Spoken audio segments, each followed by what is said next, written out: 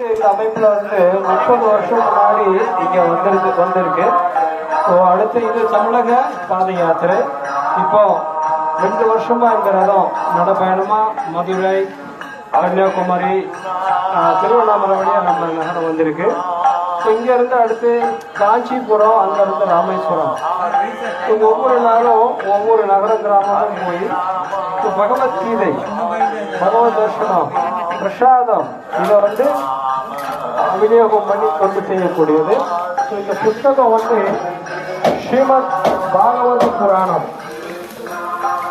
இது நம்ம மிக உயர்ந்த தர்மமான பாகவதத்தை இந்த உலகம் முழுவதும் பிரச்சாரம் பண்றோம். இந்த ஹரே கிருஷ்ணா அமைப்பு, இஸ்கான் இன்டர்நேஷனல் சொசைட்டி